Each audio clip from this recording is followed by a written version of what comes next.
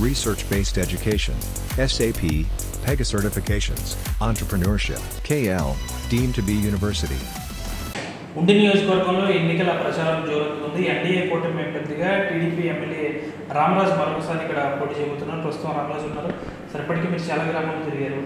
ఎలా ఉంది గ్రాఫ్ అనేది? ప్రజలు ఏమంటున్నారు? ప్రజలందరూ కూడా మౌలిక వసతులు ఎక్కడ కూడా ఈ 5 సంవత్సరాల్లో వైఎస్ఆర్సీపీ పార్టీ వచ్చిన తర్వాత నిర్లక్ష్యం చేసేదనేది చెప్తా ఉన్నారు. ఈరోజు గ్రామాల్లో సంబంధించి త్రాగునీటి సమస్య, చుట్టూ నీరుంది. మన గోదావరి జిల్లాలో నీరు ప్రవాహం ఎక్కువ, సముద్రానికి పోయేటువంటి పరిస్థితి కనపడతా ఉంటుంది. ఇప్పుడు కూడా సంవత్సరానికి 10 నెలల పాటు కూడా సముద్రంలోకి వెళ్ళే పరిస్థితి కనపడతా ఉంటుంది.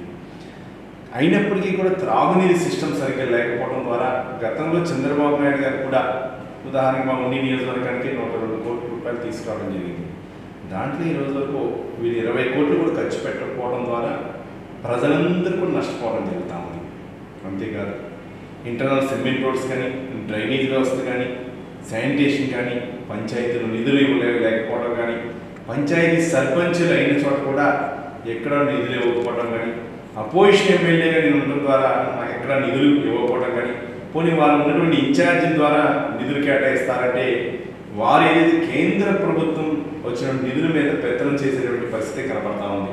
ఈరోజు సచివాలయం వ్యవస్థలు కానీ, రైతు భరోసాలు కానీ కట్టడం జరిగింది.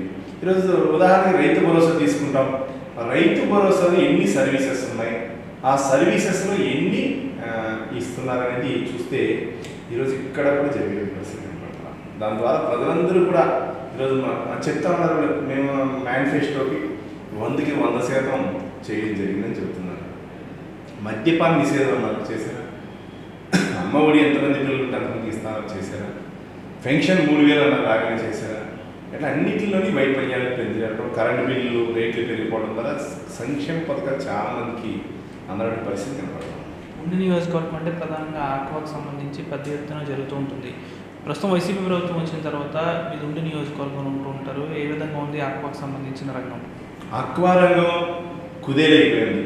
దానికి ముఖ్య కారణం ఫీడ్ ధరలు పెరిగిపోవడం.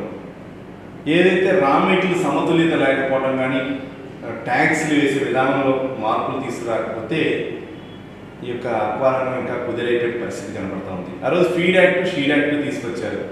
దాన్ని మేము కూడా ప్రపోజల్ చేసాం. మెజారిటీ ఒపీనియన్ ఉంది. అయినప్పటికీ కూడా మేము మాట్లాడినప్పుడు యాక్ట్ మంచిదే కానీ గ్రౌండ్ లెవెల్లో జరగదు అని చెప్పారు.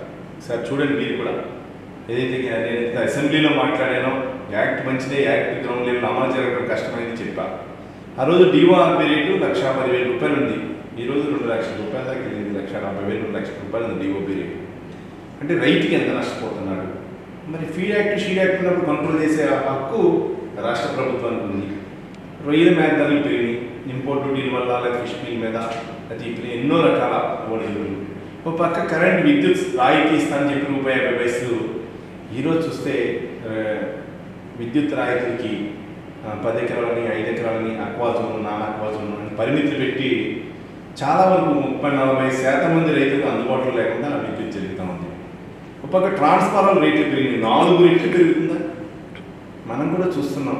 మనం కారు కొంటాం, 20 సంవత్సరాల నుంచి చూసుకుంటే ఎవ్రీ 5 ఇయర్స్కి ఒక రేటు కూడా పెరగదు కారు రేటు. ట్రాన్స్ఫార్మర్ 4 రెట్లు ఎందుకు పెరుగుతాయి?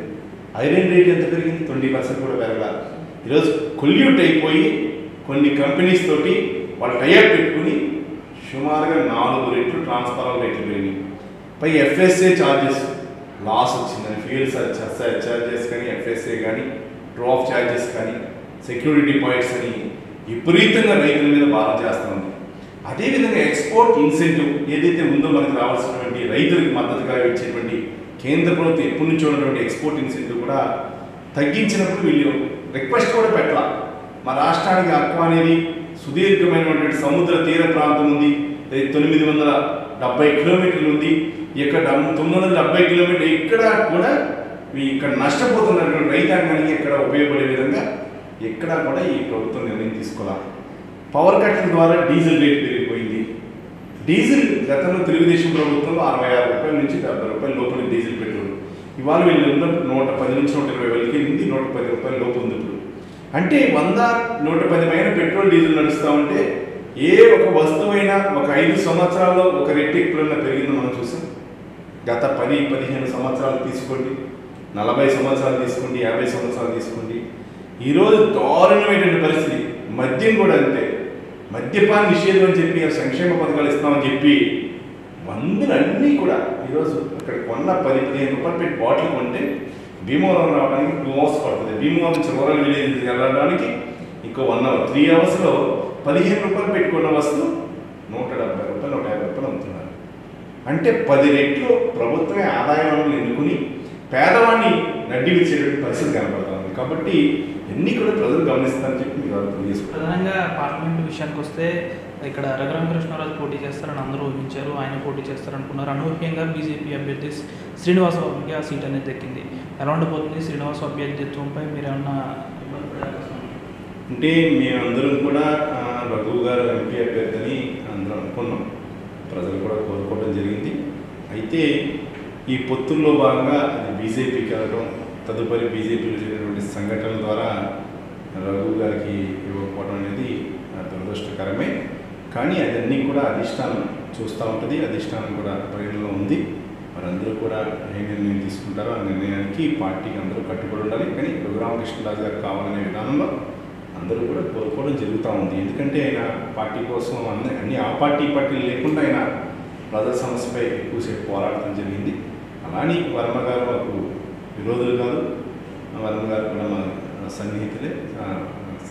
కానీ రఘురామకృష్ణరాజు గారు అనేది అందరూ కూడా ఎక్కువ మంది ప్రజలు కోరుకోవడం జరిగింది.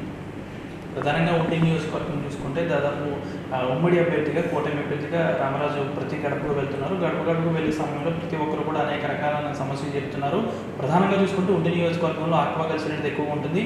పూర్తిగా వైసీపీ ప్రభుత్వం అధికారంలోకి వచ్చిన తర్వాత ఆక్వాకల్చర్ పూర్తిగా కుదిరైంది. అన్ని రేట్లు కూడా పూర్తిగా పెరిగాయి. ముఖ్యంగా చూసుకుంటే పార్లమెంట్ అభ్యర్థిత్వం రఘురామకృష్ణరాజుకి తనకు ఇవ్వకపోవడంపై కాస్త అసంతృప్తితో ప్రజలంతా ఉన్నారు. కానీ శ్రీనివాస వర్మకి టికెట్ ఇవ్వడం పట్ల కూటమి అభ్యర్థిగా శ్రీనివాస వర్మకి ఇచ్చారు కాబట్టి ఆయనకు కూడా మేము సపోర్ట్ చేస్తున్నాం. మరొకసారి రఘురామకృష్ణరాజుకి అభ్యర్థిత్వంపై అధినాయకులు కూడా ఆలోచించాలని కూడా చెప్తున్నారు. వీడియో శేఖర్తో మన జాతీయ నుంచి మరిన్ని వీడియోస్ కోసం ఛానల్ ని సబ్స్క్రైబ్ చేయండి. లేటెస్ట్ అప్డేట్స్ కోసం వాట్సాప్ ఛానల్ ని ఫాలో చేయండి.